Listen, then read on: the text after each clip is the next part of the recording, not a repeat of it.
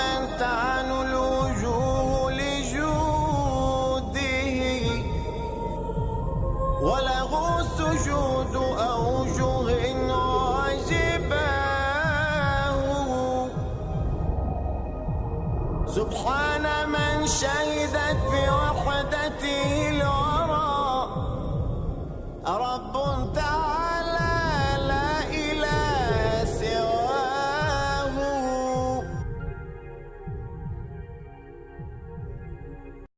إذا جاء نصر الله والفتح. إذا جاء نصر الله والفتح. ورأيت الناس يدخلون في دين الله أفواجا. Listen, you need to break it down a little. You memorize this. I know, but when I say it like this, it's harder. ورأيت الناس ورأيت الناس يدخلون في دين الله أفواجا. في دين الله أفواجا. فسبح بحمد ربك. فسبح بحمد ربك. واستغفر. إنه كان توابا. إنه كان توابا. Allah, since this video was posted in YouTube, we get millions of hits on this video, and there's one even translated in Chinese, and there's one in Arabic. So overall we have almost more than 5 million hits on this video. They tried to connect with Nicole, tell them about their story or what kind of step they need to take in order to change their life from being non-Muslim to Muslim. Even they reach out for her to ask her about if they're ready to wear the hijab or not. Also, as you see, there's so many other videos of Nicole for some of her lectures for the youth at the different mosques, and even for helping other sisters in the community how to overcome their social problems, for living in a different country. Assalamu alaikum. Peace be with you. Welcome again to another episode of our program, Path to Guidance. With me today, a special guest. We're at the home of our sister, Nicole Queen, from Dallas, Texas, and we are going to go through the steps she went through on her journey through the Path to Guidance today. Welcome, Sister Nicole. Thank you. Assalamu alaikum. Wa alaikum salam wa rahmatullah. Thank you for having us at your home. We're very delighted to be with you and your family, and inshallah we're going to have a beautiful conversation. Your story is extremely interesting, but before we start, I usually let our guests introduce themselves and tell us a little bit about their background, their educational background, their growing up, their families, and how they came to Islam. So would you start please by telling us how you grew up, your education, your profession, and how now you turned into this beautiful religion, Islam? Well, like you said, my name is Nicole Queen, and previously I was a Baptist, which is a Christian. And I'm from Texas, and a lot of my family lives in Louisiana. And before as a child, I think I was a more practicing Christian, and then when I went off to college, I kind of grew further away from my faith. And I think this is the case for a lot of people. When you separate from your home and you go off to college, that's the real test of your faith. And so I drifted away, and after I finished school, I went into photography. I studied business management, but for some reason that artistic side just took over, and I really just wanted to go for photography. I worked for a franchise for 5 years before I started on my own. I've now been a photographer for more than 10 years, and I have my own wedding photography business. But before I became a Muslim, I was a different kind of photographer. I used to work in... Before we want to go back to the childhood days and your upbringing, basically. Give us an idea about that. Where Okay. location-wise, and the environment around you, your family, and the church. And Okay. please. All right. I was brought up a lot of the time with my grandparents, who are really devoted Christians, and we went to church twice a week. My grandmother has worked for the church her whole life, so we had a really strong foundation in the religion. We were adopted by my mother's sister when I was about 8 years old. My parents couldn't take care of us because they were drug addicts. And so we were given up for adoption, and we were lucky, though, alhamdulillah, to stay in our own family and just be adopted by a cousin. Yes. So when we visit our family members and stuff, even today, it's really is our grandmother. It really is my aunt. So we had kind of a rough childhood. I have an older brother, and we grew up kind of rough. But where exactly? That's in South Louisiana. We were in Orange, Texas, which is right there on the border. If you're familiar with Lake Charles area, and so we lived there until I was about 8 years old, and we came to Texas, and we lived close to Dallas. And I stayed there until I moved out on my own. I went through grade school and everything there, and I went to church by myself when we got adopted because our adopted parents were not as religious as our grandparents. So you kept the tradition Yeah, yourself. I was used to it, going to church. I was used to that. So I went by myself every week. And then when I moved out when I was 17, I got my first apartment, and I had a job, and I was going to school part-time, and then I left that apartment and went off to the university to try to go to school full-time. It was really hard. I had to pay for everything myself, and so it was really difficult. It's hard when you don't have the support of your parents. True. And then after school, I just ventured off onto my career path and what I wanted to be. I did a lot of partying and stuff in college. I didn't visit my family as much. It's like every young person does in this society these days. Yeah, I just went off the deep end, I think. That was kind of what I tell people was the crossroad in my life, where I was really a good girl going into school, and then I just went complete opposite direction, and everything changed about me. And even when I would visit family and stuff, they would see me and they would see a different person, like completely. And I think it got people worried. Tell us a little bit about this period of your life in college, away from home, on your own. How was it as a young, single female in the United States, in Texas area? Was it easy?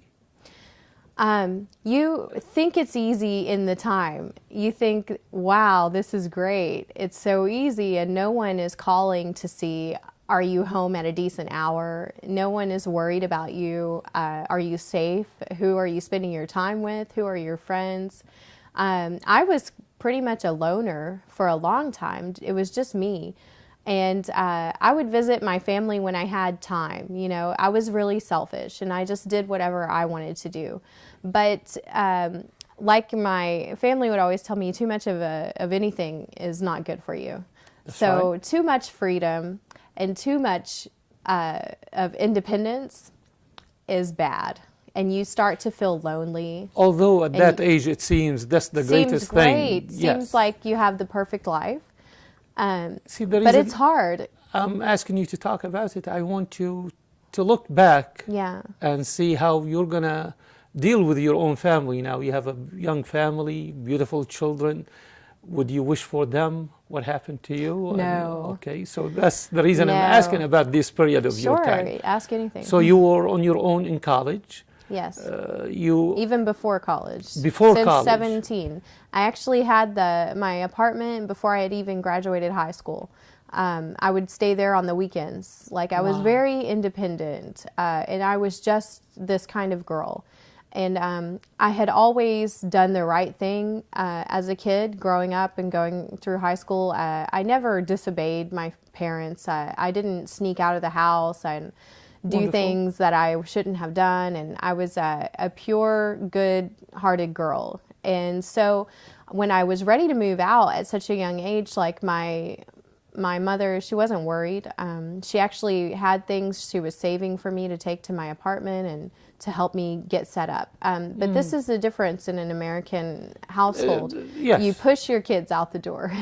Yes. And it's completely different from Different a Muslim culture, family. different way of life, yes. Yeah. So I was ready, and I thought I was ready. What I wasn't ready for was to change into a different person. When I moved out, I was a good girl, and I had my head straight on what I wanted to do and was very focused. And for a couple of years, I was able to maintain that. But even the strongest people drift. And True. I feel like, you know, the devil, he works on you from the start. It may take him a couple of years, but he to get you. He will get you, you know, especially if there's no one there to help keep you straight. I'm sure the values you grew up with, the Christian values, which sound morals. Now, when you get to college and you drifted away from everything, tell me about the struggle within you, if there was any struggle, or the devil really won and eliminated that feeling completely and has his days with you. I was safer when I was just going to a junior college and I was just working and living in my apartment and going to classes part-time, and, you know, I was safer.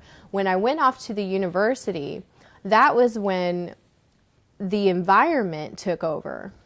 And because I took myself out of, I had created a safe environment for myself in my little, you know, community that I was living in, my apartment, my job, and my school. When I took myself out of that safe environment and put myself in the university where it's someone else's environment completely and you have to adapt to that, that was when I lost control. So it's a different story when you live there and you're surrounded. I went to Stephen F. Austin University, which is considered a party school. So there's really not much to do there except to go out drinking and to join a sorority who spends all their time drinking, or to join a fraternity who spends all their time partying. So I put myself in this environment and I couldn't handle it. And I let go and I just joined the ranks of all the others. So you surrendered your control just basically gave to in that environment. And became a leader of that environment. You know, so this other side of me came out that was very easy for me to make a lot of friends and to become popular with people and to be out in the life of the party, and I could drink more than you, and, you know, all of these things where I was putting myself up on a pedestal. The wrong things, the things you want to protect cool your children to from. Exactly, Yeah. exactly. I was the queen of these things. So, and then when I left the school, because of course I wasn't doing any good, I wasn't making any good grades, barely would even go to my classes, and I feel like God, even though I was drifting so far away, he never gives up on you, and he tried to keep some kind of hold on me, because I had enough brains to get out and to stop going there and to go back and have my own apartment again, and to go back to junior college and just taking it slow and, you know, finish my courses that I needed to finish. And that's what I did, and I was able to kind of snap out of it a little bit. But then I pretty much just made that part of my lifestyle, where I took on a career that was in the nightclub industry because I was so good at that life. Sister Nicole, please share with me and with our viewers the experience or the event that made you realize something serious must change in your life and your lifestyle.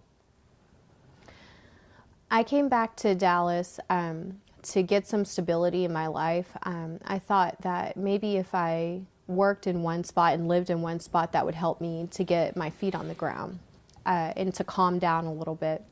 So I started my own business, and I got into event photography. And event photography, it can be charity events, large dinner functions, private events at someone's home. So I started to make different contacts, and I got into the nightlife of Dallas, photographing celebrities or high society people at different parties, and then the images would get published in magazines later showing that Justin Timberlake was at this party, or Timberland was at this club last night. So I was involved in that business, and I was the one taking those pictures to show who was who and where were they. So I feel like I had the intention that I'm going to reroute, my lifestyle, and maybe I'm going to have something more stable. But all I did was come back and live in one spot and work in a party industry. So basically, you didn't have an idea. You want to change, but toward what? Didn't know how. All I knew how to do was to be a nightlife person. Like, that was what I was good at. I was good at going out, and I was really good at making contacts and networking, because I knew how to talk to people. And so I made contacts with people who were producers and people who were working in the club industry and who were marketing professionals and all of these things. And so I would get involved with them, and I would photograph for them, whichever party they wanted me to shoot. That just led me further into a very materialistic lifestyle. It became more glamorous, but it was still just about temporary things. And I got involved with people who were way above me, who had more money than I could ever imagine, and who had much more temporary lifestyle than I could ever imagine. And that so we was switched from the guys and who can drink more than me, I want to compete with them, to the guys who have more than I have. Yes, the people who have more than me, and that was who I was looking up to, was these celebrities and these models and these people who had what I thought was the greatest thing, the greatest lifestyle. And they had so many cars, and they had beautiful clothes, and they were beautiful people. And I got to just look at them through my lens, and that pun was intended. Like, I would just look at them through the lens and see their lives. I would see how they were living and what they were doing and everything. And I would look at them, and I would start to see that they were not happy either. They weren't any happier than I was, and I would just think to myself, well, they have everything, and isn't this what I want? Isn't this what everyone wants? Like, if you get to the highest point of the mountain, then what, So I would look at them, and then I would think to myself, well, no wonder when you watch TV or something, you see all of these celebrities, they're always getting divorced, or they're committing suicide, or they're, going to rehab. They're always looking for someone to fix them. And really, it's just, you have to change your whole life if you want to get fixed. And I started to get pushed over the edge, where it was too much of this lifestyle, and it was pushing me further and further over the edge. And this is when I didn't transition myself. It was more I allowed God to step in, because he knew this is the point where I'm going to step in front of this girl, and I'm going to put up a big stop sign for her. And it was just in the right point of my life where I was like, what else is there, in this life? And I would sit around and talk to friends, and we would think we were so smart. Like, what is life all about? And we would try to convince each other, this is what life's about. That's what life's about. But none of us really knew. And there was one night, of course, I would get home every night at about 4 a.m., and that was a normal work schedule for me. Get home from work at 4 a.m., and sleep till noon the next day, and go to work at 11 p.m., So one night I don't know how I made it home, because of course I'm always drinking, even in this lifestyle. And I got home, and I had a horrible nightmare, a bad dream. And in my dream, I remember that I was in this, it was like, I don't know, an ocean or something with lots of water and stuff. And there were all these people reaching out for me. And I realized that I'm in the only floating craft in the water, and no one else has anything to float on. And all these people want to get in the boat with me, and I can't help all of them. And I'm crying because they're drowning, and I'm trying to pull them in.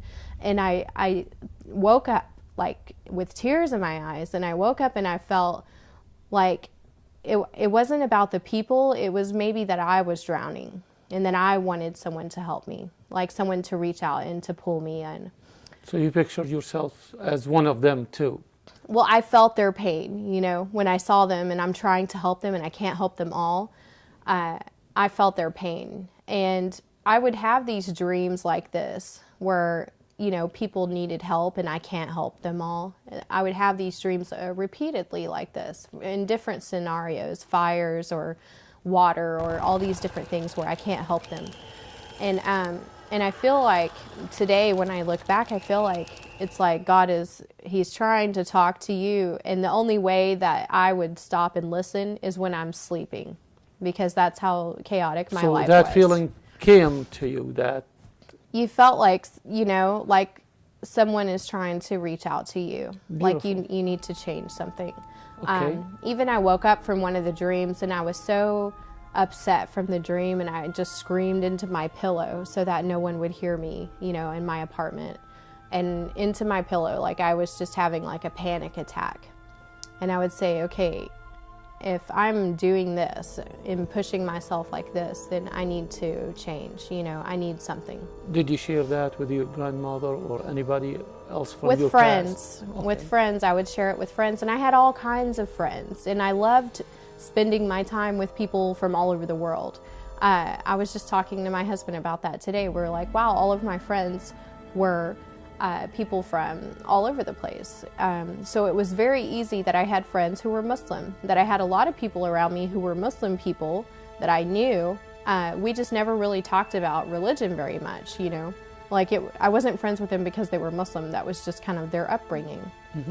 And so it was like being around the right people at the right time is how I describe my transition, and that I'm being pushed over a cliff just at the right time. It's like God really plans everything to the T. You think that you're in control. You think that what you're doing it's your life, and it's not. And I'm the biggest vouch for that you have no control over your life, and it's completely up to God.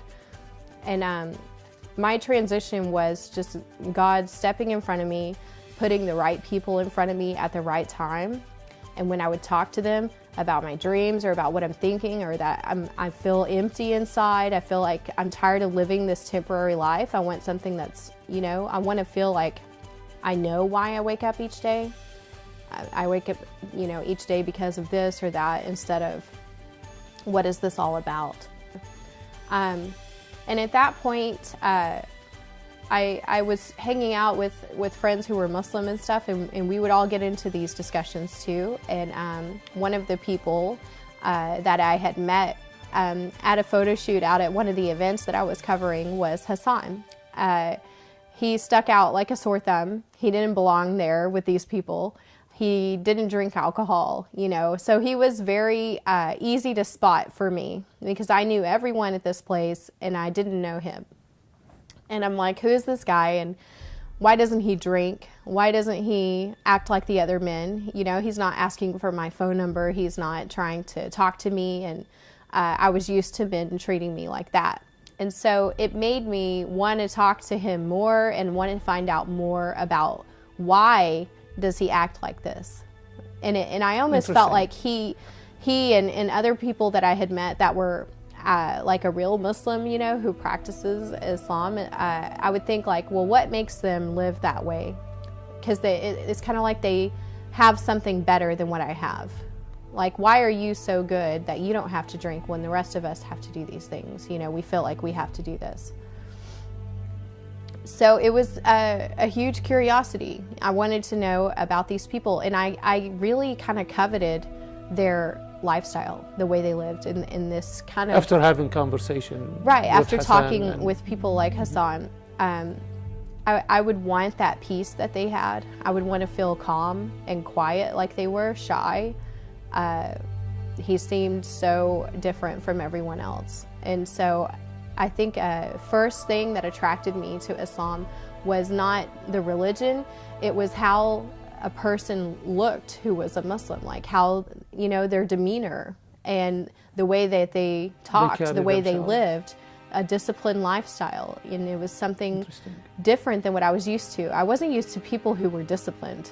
You know, discipline for me was just being able to go long hours without sleeping, you know, and to live such an exhausting lifestyle without needing anything.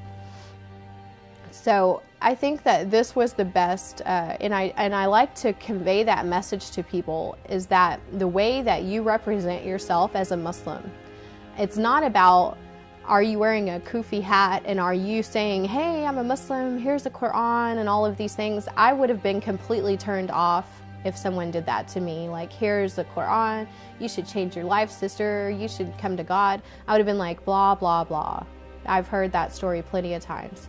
But I just saw something in these Muslim people, something, the way that they walked, the way they lived, their quiet demeanor, where it was like there's something in them that I don't have, and I want it. And that was the beginning of your... That was the transitional period where I was attracted to this kind of inner peace that these people had.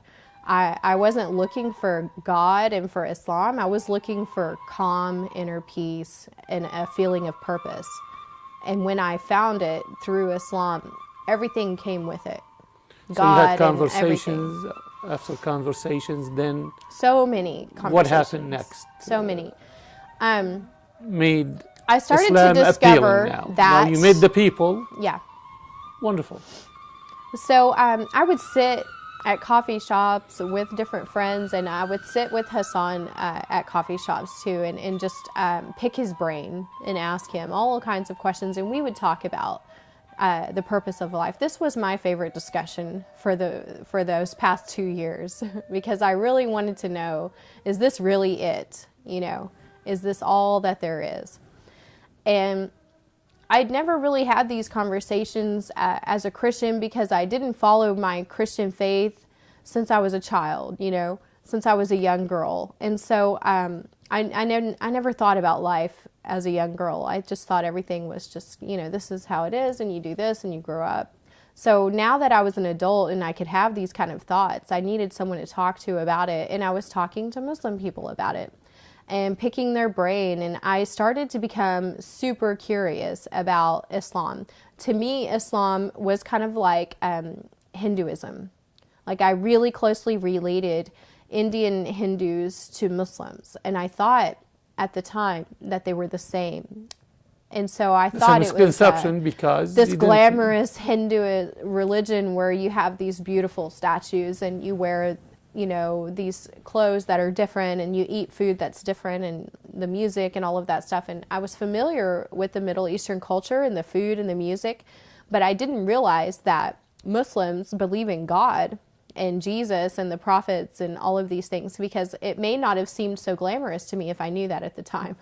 I may have been less attracted to it. Huh. But I thought it was something else, so something, you know, so mysterious and exotic. Yes, that's what I thought of it. So I wanted to read a lot about it, and I wanted to find out more. And I thought Muslim people were quite mysterious and exotic, of course. What year was that, by the way? This was at least 7 years ago. After 9/11. Yes, it's after 9/11, yeah. And Islam had a bad name, basically, especially in the media. You know, as a young girl in the lifestyle I lived, we didn't really know that. You know, people didn't. We didn't care. We didn't care. You know, Muslim people were to us like either it was a woman covered up and you felt sorry for her, or it was like a man in the bar who had a lot of money and he had a table full of guests and he had bottle service. And so we had a lot of the rich Gulf men, you know, that would come in, and then I would see women shopping and stuff, and I would see them with their scarf, and I didn't know why they wore it. I just thought maybe their husband made them wear it, and I thought, like, I would hold my breath when they would walk by because I would feel like, oh gosh, she probably thinks I am like the devil and I'm awful and stuff, you know, and they would stare at me. So typical stereotype impression. Yeah, a lot of people have the same impression. Even in my family, they think that I'm the same religion as an Indian person or something. So I understand why people think that now that I am this way. But I really never thought for a single moment that I'm going to become a Muslim.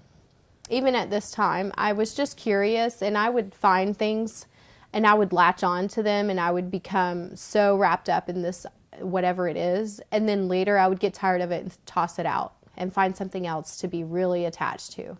So I thought, this is just something I'm playing with, you know. I would stay up all night watching videos and of other people who were converting to this religion.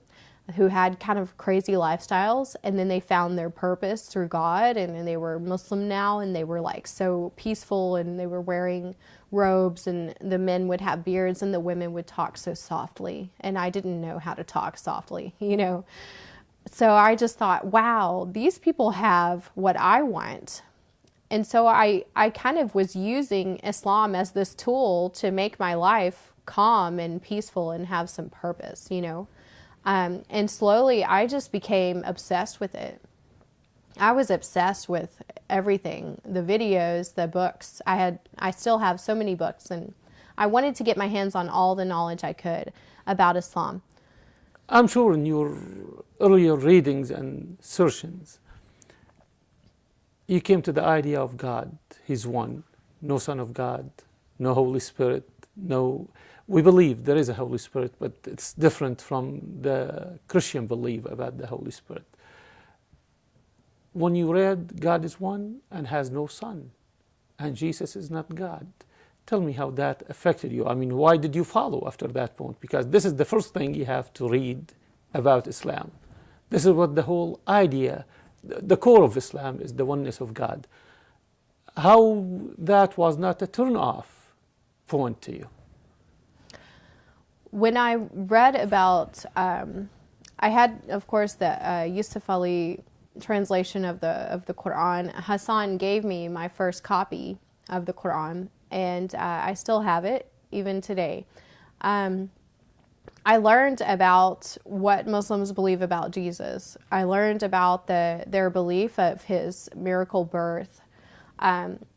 My skin would get goosebumps when I would read these stories in the Quran because I knew them so well from the Bible. So it was almost like a reaffirmation that it is true, because sometimes you read things and you think, really, it sounds so much like just a big, glorious story. Like, they call the Bible the greatest book ever written, and that even to this day, no book has sold more copies. And so I would always in the back of my head wonder, is it really just a book? Because it was written by men, and all we know about it is whatever they wrote. We have nothing else. Right.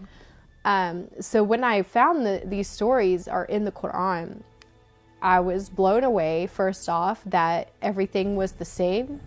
I had the same relationships with Moses and with Jesus and with Mary, and I was falling in love with it all over again, you know, with my faith. It was almost like I was becoming like a confirmation, a better basically. Christian through Islam, you know. Beautiful. Like, it really felt like, even today, sometimes I will go and read things from the Bible and read the same things in the Quran, and I get so excited about it, and I'm like, look, it's the same, we're all the same, you know. Same source. And I like to show Hassan, and he will say, I haven't ever heard that, you know, I didn't know that they had that story there, and it's the same. And I felt excitement because I felt like maybe it is true. And I feel like Islam kind of rekindled that Christian upbringing in me. I don't separate them as much as a born Muslim does. You're a born Muslim, and so when you look at it, Christianity, it is a completely separate religion from Islam. But if you are brought up as a Christian and then you become a Muslim and you read all about Islam in the Quran and stuff, you really do find so many bridges that you have trouble separating it. You feel like there's no names, like we're all just believers of God. We're all his slaves. That's we're what all the Quran we're all says. here just to worship him. The message of Islam. And we're all there together, you know. In the end, we're all going to be we won't be standing. We're all going to be on our knees crying because we realize we're going to go home to God, you know. Yeah, like I said at the beginning, the oneness of God is the core message of Islam. And really, the whole message of Islam and the Quran is a confirmation for what came before. Yeah. The message of Jesus Christ, the message of Moses, the message of Abraham, and before them, all the prophets and the messengers God sent. And that is, you worship your one and true God. Your God is one. And that is not strange to find it, since you have this background, this base, basically. Exactly. And it wasn't strange. Islam wasn't strange at all. It was very comforting, and it was very reaffirming. Because I know many people, I talk to a lot of people, and my wife, is one of them. They struggled with the idea of the deity of Jesus, may peace be upon him, and they found the answers in Islam. The deity issue, how did it work for you? How did you find peace with believing in Jesus as a mighty messenger of God, as we believe with his miraculous birth, with his mission, calling people to the right path, and you grew up Right. taught differently as God is a triune God. God is a Right, that there's three different entities God of the God. Father, the Son, and Yes. the Holy Spirit. And then here is a religion telling you, no, God is one. And those entities, the other two parts, exist, but not as deities. They are different Right. from God. They are not divine. Did you struggle with that? As I became a Muslim and as I got closer to Islam, I would read the Bible more than I had ever read it before. Interesting. Because I felt like for once I understood it, which is funny to people, but I felt like I wanted to read it because now my mind was open to it, and I felt like I understood what was happening, and not in the literal sense. I understood how to read the Bible the way that it was supposed to be read, not literal meanings. So when I would read it, like if you read the Bible, Jesus is not a God in the Bible. He's not, if you have proper translations and stuff, that even when they would speak of Jesus, that True, he never claimed he was a he deity. was never claimed to be even the son of God in the sense of God had a child, you know. All of these things, people have called me their daughter, but I'm not really their daughter. You know, all of these things, all of these terms were taken so literally by people. And for once, I felt like I could read the Bible and understand that we are all children of God because he created all of us. We were all created by him, right? And so I feel like we're all his children. We all his dependents, definitely. We're all yes. from him. That none of us were actually from him because he's not a human that could give birth or something like this. So this idea, it didn't even fathom to me. I didn't understand how you could actually believe that anyway. So I felt like I could now understand the Bible in the correct sense, and I could appreciate it for Beautiful. the beauty of it and for what it was and for the teaching tools. And I actually grew to have more respect for Jesus and for the fact that he was being a perfect messenger, just going out and telling people to come to God. That's what he didn't say, come to me. He was saying, come to God, you know, worship God, worship him, not me. And I was like, oh, I wish people, why don't they see this? I'm like, I don't understand why they don't see this, you know, when they read it. Why do they worship him or sing about him and they forget God? And it's like he wouldn't be here if it wasn't for God. So why would you worship him and not God? All of these things were kind of more clear to me when I discovered like another faith that was helping me to kind of understand everything, you know. So like I said, it was just eye-opening, and I actually felt like I was a better Christian because of Islam, you know, in that sense, like a better foundation. So when the turning point came now, you studied, the turning point came about 6 months of studying. I didn't just say La ilaha illallah, you know, before I even understood who was Muhammad. I remember it took me a while to have any relationship with Muhammad sallallahu alaihi wasallam. You know, I didn't know who he was. I didn't have that relationship with him that I had with Jesus, because if you grow up following the teachings of a prophet, like you've followed the Prophet Muhammad sallallahu alaihi wasallam, you put him on that pedestal where you say, wow, mashallah, he always made the right decisions. He always had the best heart. That was how Christians, that's how they feel about Jesus, because they follow his teachings. And he tells them, hey, this is the right way for you to pray or to worship God. now we look at Muhammad sallallahu alaihi wasallam and we look at him and his teachings. And so I had to read a lot of books about Muhammad because I wanted to feel that way about him, you know, but you can't just feel something if you haven't kindled True. it. So there were a lot of great books where I read about him physically fighting in wars and going through pain and the torment that people put him through because he chose God. And you're just cheering for him the whole time because you're like, you kind of feel like, well, he's fighting for us too, as a Christian person, you know, he's fighting for us because he's fighting for the ability for the you to truth, believe basically. in God and not to be a pagan.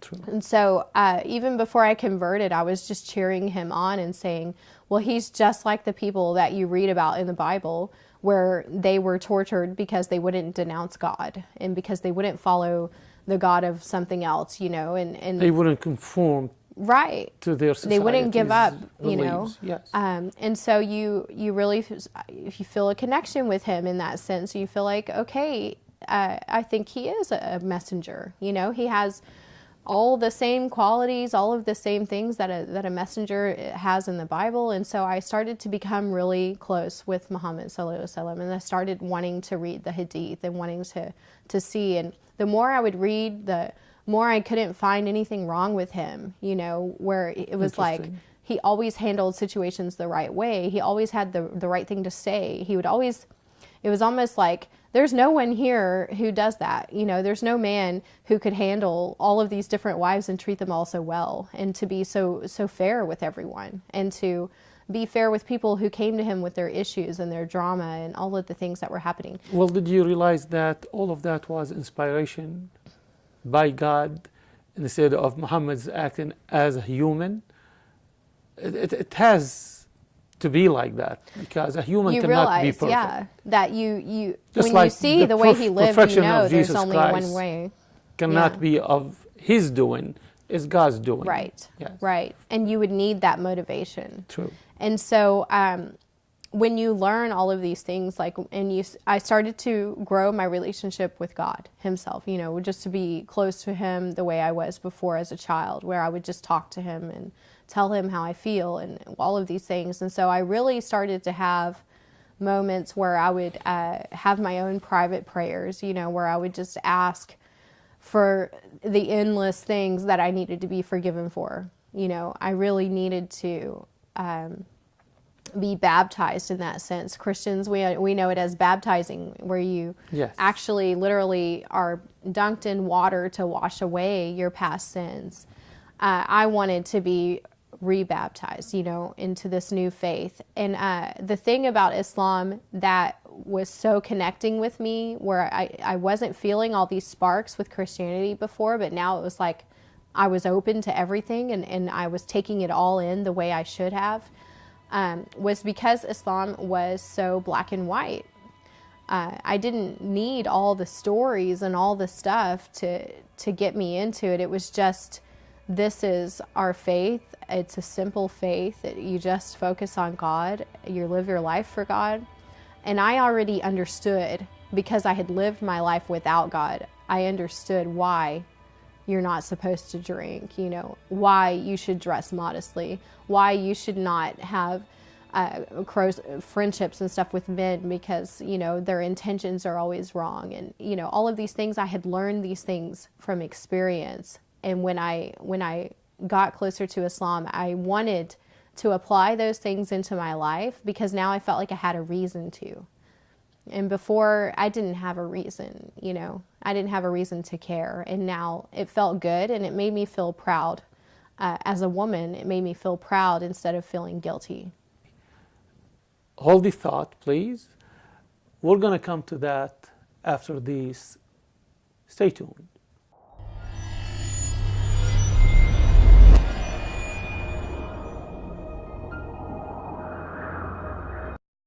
I was invited to a lounge gathering, you know, with some friends, and at that time Nicole, she came to the same party, and probably what she noticed is that I'm being conservative, not very mingling a lot, just having my own space and drinking some Coke and not drinking alcohol like other people. When I saw the curiosity that Nicole has in religion, we started meeting at coffee shop and having different discussion about different subjects. And every time we talked, she bring up religion, and we kind of discuss different religions and the variances between religion, and how I think what attracted her to Islam is how is very effective the religion in our life, in our daily practices. And she noticed that when I was not drinking, so she felt that, you know, religion has part of our life, not just something you go and pray in a mosque or in church and just leave it and live your life. And I wanted her to hear about Islam from someone different. So I recommended that if she want to learn more, she can go to the mosque, and they have classes for non-Muslims. And I kind of felt like, let her do it on her own. I don't want to be really very involved in this transition. I may give her some guideline, but not to be the reason for her, you know, to convert to Islam. I came from a Muslim country. I get busy in life here. I was practicing Islam, but I felt not exactly the way I should be practicing.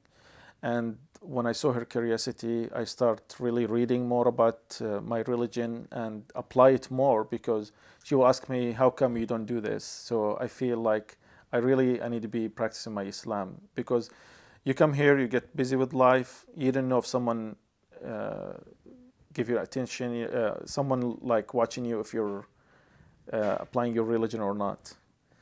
So at that time, I start getting more closer to my religion, start to focus more, and it was really a transition for both of us.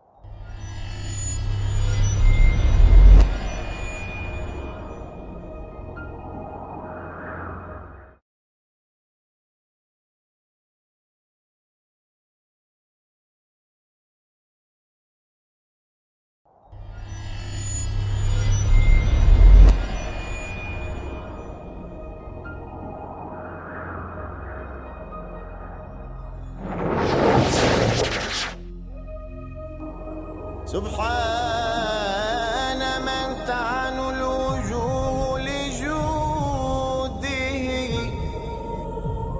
وله سجود أوجه عجباه سبحان من شهدت بوحدته